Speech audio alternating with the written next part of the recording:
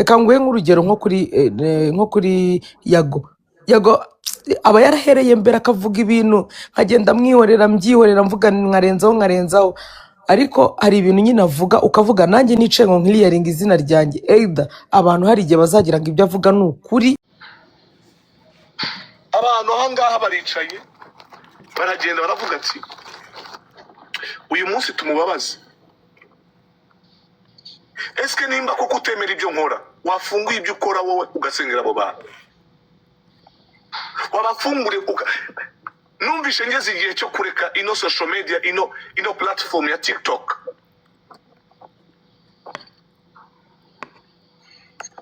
Imana irambwira ati ninjye wagutumye kuri bariya bantu bagutuke ariko basengera.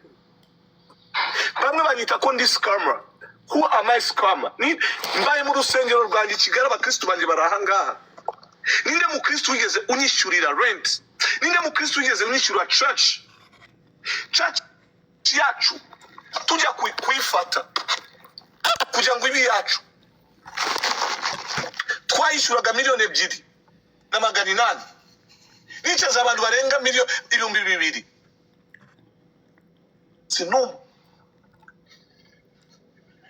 n'umunsi n'umwe ku muntu uwo ari we wese uranyita scammer. Yego ufite responsibility zo kunyita icyo ushaka, ariko reka kujya mu buzima bwanjye buri personnel.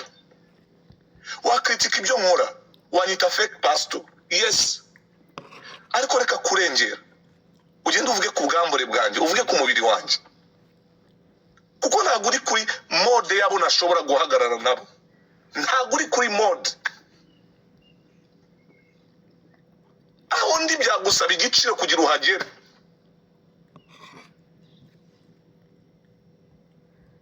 Warangiza kuvuga ibibi ku byo nkora cyangwa se ibyo mubonanga kuri social media, yasengeye umuntu byagenze utya simwemera, is okay. Amina pastor. Ariko uri kumbabaza ku mubiri wanjye.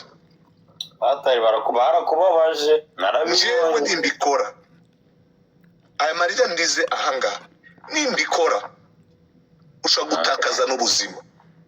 Ndamutse ndize enough is enough. Pastor nyamara nibi bashakaga nibyo bashaka kubwira ngo ntubikore. Never. Ndashaka kubikora. No. Simbikoze ku bwabo. Kubaza pastor. Linda gatoye. Ibi bintu abantu benshi barahanga. Munyumve muri ababyeyi. Ukuri gushyanukuza ibyo ari kuvuga ari ibyakare byake. Ako gatema kandi kwibwira pastor kuvuga ni ibintu bimaze umwaka wose na poet. Linda gatoye. Ndabizi rwose. Inane ndahanga mwaba pastor imwe muraha mubwira abakristo banyu aba n'abantu nahuye nabo kuri TikTok simbazi benshi simbazi hamwe n'abakristo banje nabanye nabo. Ako pate ibintu byo bashakaga ibibaye nibyo bashakaga. Watu babaje Gapoemba barambe nk'umanuye gatoya please nutawenda kukumva gatoya uri kubahereza intsinzi. Linda gatoya lindira reka bayumve intsinzi. Pastor manura rapoe. This is my panel. Iyi ni pano yanjye, hano ni iwanjye. Aha ni iwanjye, nta muntu agiye kwisobanuraho no. Bene data ndi umushumba wanyu kugira mbasengera ahangaha. Murabona ko nicaye mu modoka amasaha ndimo gutanga ubuzima bwanjye ku bwanyu. Abadafite ibyiringiro bikabiyongereraho. Benshi simbazi ndahura namwe. Uyu ni umurimo data azampembera, nta muntu ndandikira ku ruhande mubwire ngo ma ituro, no, nta muntu ndabikora. Sinamwe gusa no muri church iwanjye i Kigali nta mukristo uranzana n'umufuka w'umuceri. Aho nabaga i Kigali nta mu Buruseli.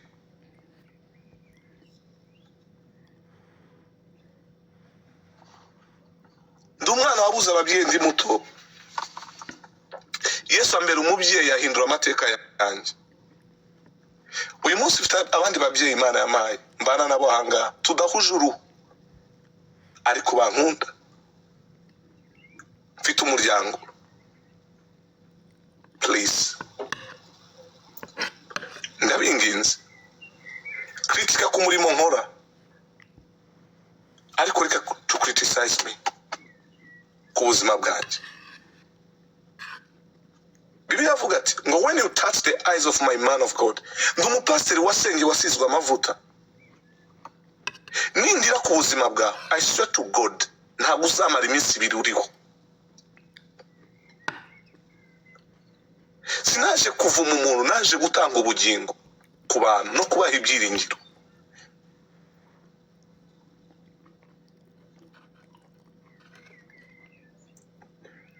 Niba uhostinga TikTok yawe ikazaho abantu 15, ntabwo bivuga ngo Pastor Kim yagutwaye abantu. Hoya, abantu bankandaho ngaha kuza kunkandaho, ntabwo ubu ni ubuntu Imana yampaye bwo kuba nababwiriza aya masaha mukicara hanga mukaza kunyumviriza. Ni ubuntu Imana yashizeho. Vuga ku byo nkora, reka kuvuga ku buzima bwanjye. Ndagusabye, ndi umuntu ufite umuryango, uzabana n'umuryango, reka kunyicira future iri physical, nubwo future ari Imana yigenga. Wa mubyeyi we ndabikubwiye, ndonye nabikubwiye Gigi, maze umwaka wose ncecetse, ntuje mu mutima wanjye. Nahuye nawe nkwandikira, ntakuzi, ntarabonana nawe. Uri umumama ufite abana 5, ndi umusore mutoya, mfite kukubaha kuko uri mukuru, uri umubyeyi wabo bana. Sinshaka kukwandagaza, sinshaka no kukuvuga nabi. Aho uri wigaye ubuzima bwanjye uhora unyataka. Ibyo bintu bimaze umwaka, ariko ndabona buri gihe muza kubikoresha nk'iturufu umbwira nabi. Niyo byaba byaranabaye, aho twahuriye njyewe nawe niho byagombaga kuba byakemukira. Please, sinaryamanye nawe, sinikishinjije nawe, sinakoranye nawe, nta kizabuza abantu kuza kunyumviriza. Mu gihe cyose nifite amavuta y'Imana ku buzima bwanjye, abantu bazaza kumva kandi bazakira.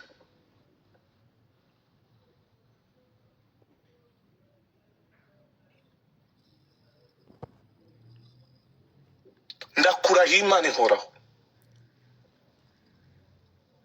Ibi mbivugiye ahangaha, nta kibazo mfitanye nawe. Mbivugiye kuri pano yanjye, nta handi hantu nagiye kubivugira. Nakorewe akarengane, niyo mpamvu nakuyeho kuvugana n'abantu personnel. Kuva igihe navugana n'iyo mudamu, maze kuvugana nawe mbona ibintu please. So guhera uyu munsi utuzwe mu buzima bwawe. I'll be my life. Sinkuzi, sindanakubona, sindanakora buri kintu cyose. Ndakwinginze mube mu byanyu. Bene data bakristo bankurikira, uyu munsi mbahaye iri tangazo. Nararenganijwe, ariko Yesu yarahagaze.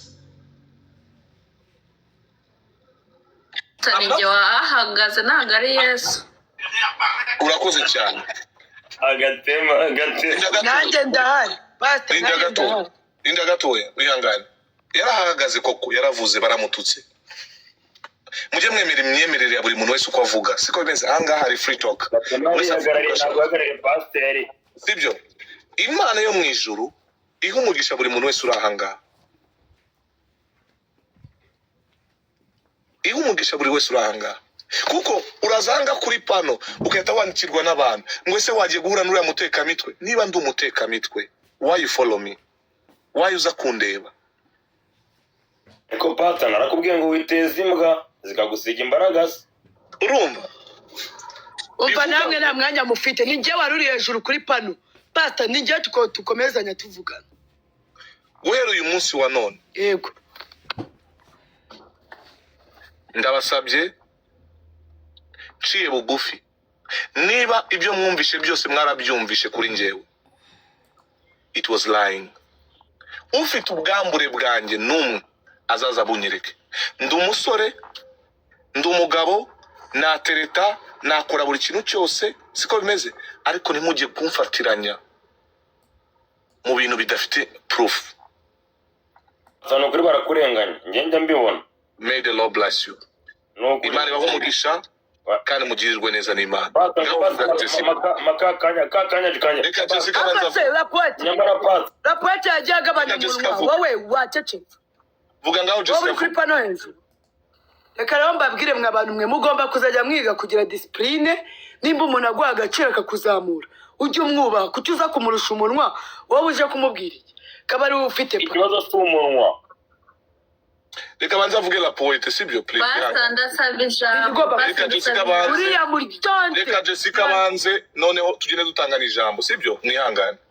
ahubwo se barantanga gute kandi ari njye wari uri hejuru kuri pano uri kunsengera? Kuki mushaka kunanga? Ngaho vuga Jessica. Ke Jessica sengerwe. Amen. Yego nyine none se njye ntabwo naje gusengerwa, business nayitaye kugira ngo nanjye Imana inde. Bagusengere Jessica, bagusengere. Rero mureke gushaka kuza kuntwara umugisha wanjye mu mbabarire cyane. Batawukunya. Batakimu nge Igo ngenda jya nkubwire uriya muryango w'abari abana kari babiri. Abo bana babiri nyine mvuze ubwo uko bavukana barabatambyemo igitambo ikuzimu, nabo ubwabo nta mahoro bafite. Iyo adafungishije mukuru we amujyana mu bapfumu kumurogesha. Mufite imyuka mibi mwarazwe n'abasekuruza banyu n'ababyeyi bababyara.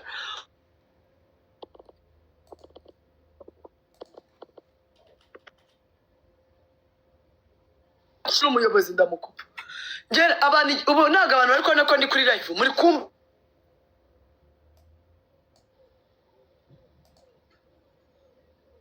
Basa ndasaba ijambo. Okay.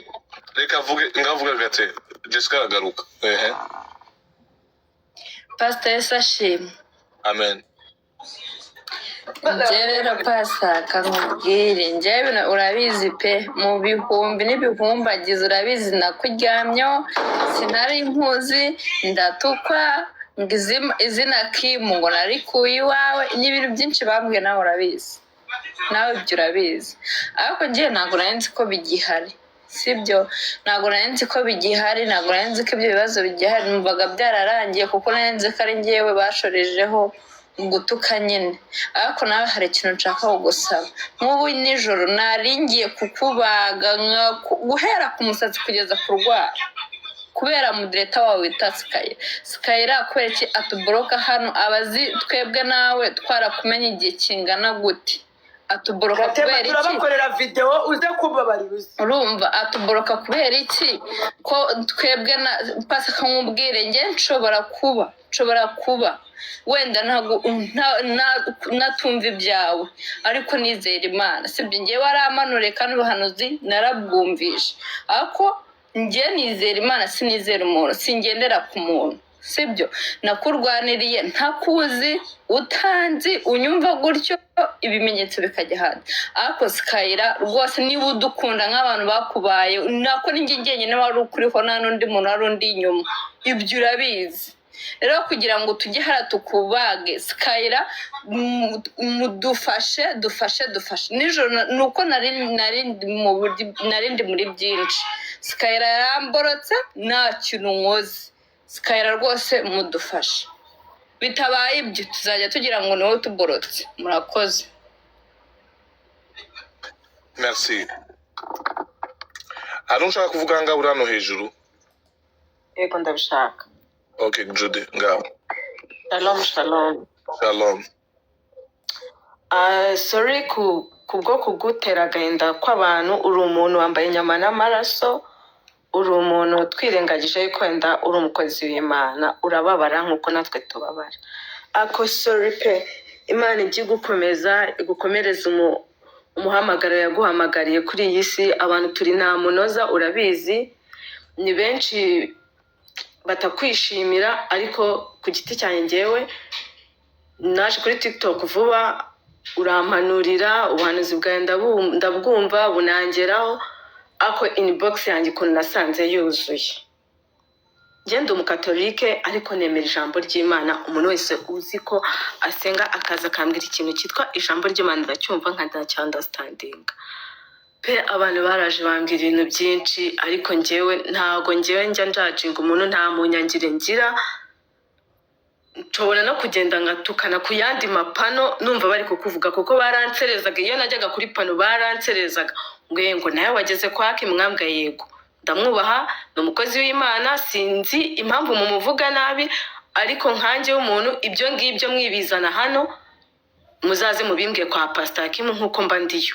Naho ibintu byo kumugarura kuko mu nzamuye hano hejuru ntago ariyo title mwari muriho. Pastor ni mumureke, nimba ndiyo mujye mundeka nyine. Mfite imyumvire yanjye, mfite imyemerere yanjye, ntago ari mwebwe muntegeka kumva ibyo nshaka cyangwa ibyo nashaka. Nagiye nshwana n'abantu benshi bambwira nyine ngo ubwo nawe wageze nkambwa. Ego kandi proud y'ahantu mba ndi. No muri comment sinzi umuntu wari kuvuga ngo Trude ntajya asiba hano. Ntago nzahasiba kuko uvuga ijambo ry'Imana kandi rikanyubaka. Ikindi nshaka kuvuga nka Rapote ntago tuziranye, ariko trust me Rapowe, uri umuntu wirirwa uvuga nabi ku ma TikTok, wirirwa ushwana n'abantu, ariko nugera ku mukozi w'Imana. None se nawe ko twashwana umvuzeho ndakuzi. Nyine nibyo ndi Reka kukubwira. vuge buri wese afite free talk. Umuntu w'i Burayi ntabwo uzi ko buri wese avuga ibyo ashaka. Buri wese avuga ibyo ashaka. Rinda gato reka vuge nawe uramubwira na poete. Sibyo? Arakubwira nicyo cyanzanye ngewe. Ngaho rindira gato we, uba mu Burayi, uzi free talk ya buri muntu wese, sibyo? Ngaho rindira gato we avuge. Reka vuge ibyo ashaka. Kanya wari uri kumutuka muri comment barakuzamura. Warindire gato we. Natutse so. Bro, twubahane. Njyewe ntago nararezwe, ntago nagutuka. Nararezwe. Nta gitutsi uri kuvuga mu kanwa. Ngiye kumanura noneho. Ngiye kumanura. Ndakumanura banza avuge none ugaruke. Okay, ngaho uceceka. Tugendane. Urakoze. Komeza Judy, vuga ibyo ushaka. Vuga ibyo ushaka bituma wawe. Wete mu kanya muri TikTok, mo hasi muri comment yarari kugutuka. Ako ikintu kiba kinungwe nukuntu ubu muzamuye yarangiza akerekana yuko nyine agufitiye impuhwe, agukunze. Rapoete, uri wambaye inyama n'amaraso, ukuntu gutukana n'abandi. Rapoete nakubwiye sindi bugutuke, njye nararezwe. Papa w'imuzana Skyra zamuke. Rinda gato we nabibonye. Skyra turagahabe ntago nshaka gutuka. Rinda gato uramuzamura reka baranze barangize. Ajya. Utumbwira ngo ntabwo ndi buvugire muri Trude ariko umwanya nkurikire. Rapoete nararezwe Zamuka ubona yarangije gukora akarayifu ke yamuhaye karibi ku mihanda ku buryo atazongera kujya ashyanuka.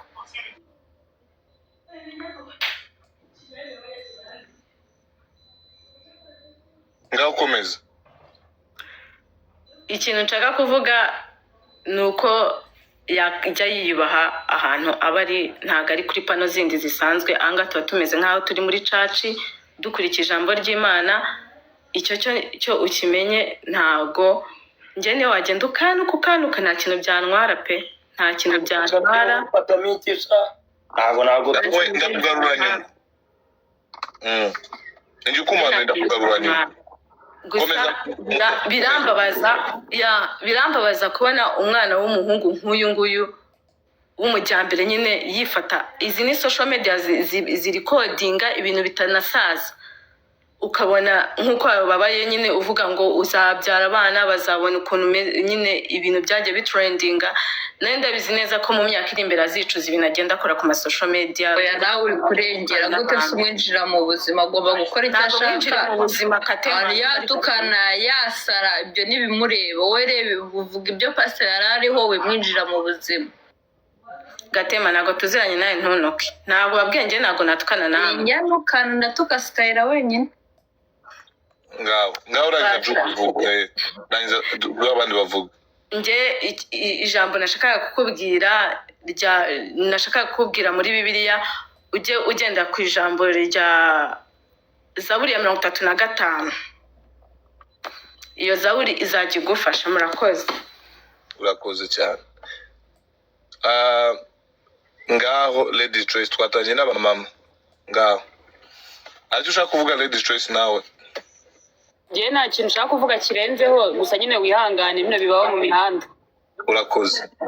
Mu mihanda birahaba, Kuvuga kirenzeho, gusa nyine mu mihanda ibi birahaba, naje mbizi ko bihaba, ariko kujya mu buzima bwanjye muri personnel udafite preuve, udafite ikintu runaka, icyo nicyo ntakunda. kujya mu buzima bwawe bya none abakwinjiriye cyane nabwo ntabwo aba ari sawa rwose. Medi ngaho tubwire papa.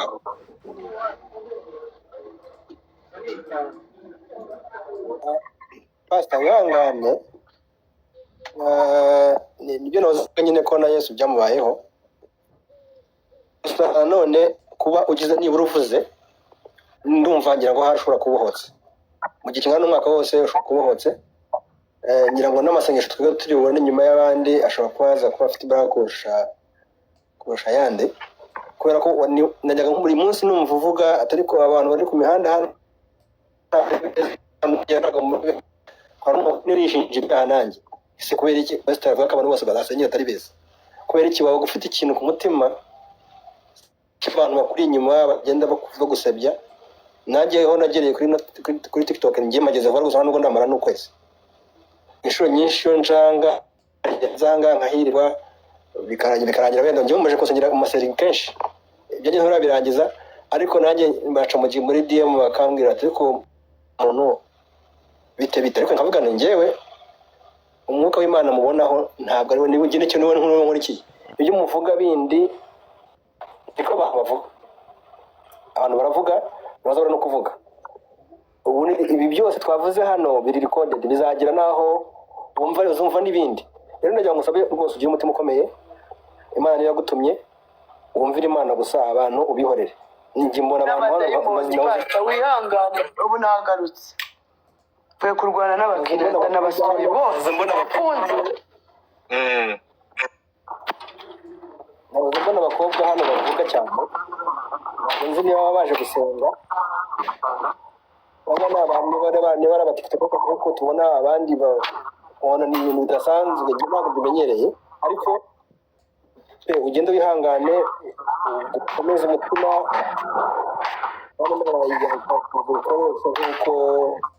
Urakoze cyane mama. Dada icyo ushaka kuvuga mama?